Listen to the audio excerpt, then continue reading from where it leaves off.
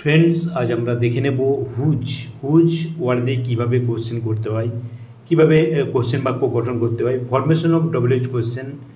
দেখো, হুজ দিয়ে করতে গেলে এই স্ট্রাকচার অনুযায়ী আমরা করব হুজ প্লাস নাউন, অর্থাৎ হুজের সঙ্গে যার সম্পর্ক প্রকাশ করছে সেই নাউনকে বসাতে হবে, প্লাস ভার্ব প্লাস সাবজেক্ট।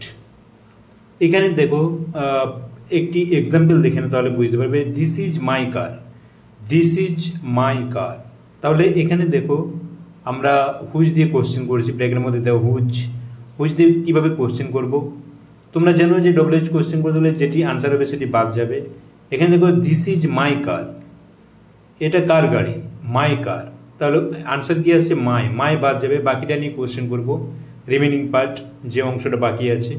এখানে দেখো হুজ, তাহলে আমরা প্রথমে কি বসাবো, হুজ, ডব্লিউএইচ ওয়ার্ড, হুজ বসাবো। তারপরে হুজের সঙ্গে কার সম্পর্ক, কার গাড়ি।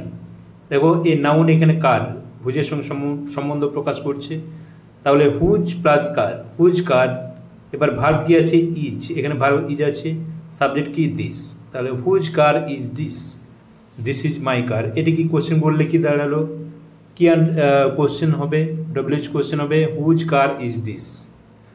তোমরা শেষে অবশ্যই কোশ্চেন মার্ক দেবে। নেক্সট কোশ্চেন দেখো, ইট ইজ মাই পেন, এটাকে হুজ দিয়ে আমরা কোশ্চেন কীভাবে গঠন করবো, দেখো ইট ইজ মাই পেন, তাহলে এটা কার পেন, মাই পেন। তাহলে এখানেও দেখো আনসার মাই হচ্ছে, মাই ওয়ার্ডটি আমাদের কি করতে হবে, মাই ওয়ার্ডটি বাদ দিতে হবে, হুজ দিয়ে কোশ্চেন করবো। ফার্স্ট কি বসবে, হুজ বসবে, অর্থাৎ ডব্লিউএইচ ওয়ার্ড। হুজের সঙ্গে কার সম্পর্ক প্রকাশ করছে, পেন, তাহলে পেন এখানে বসবো, হুজ পেন। মনে রাখবো হুজ প্লাস নাউন বলেছি, তাহলে পেন এখানে নাউন, অর্থাৎ হুজের সঙ্গে যার সম্বন্ধ প্রকাশ করবে তাকে হুজের পরে বসাতে হবে।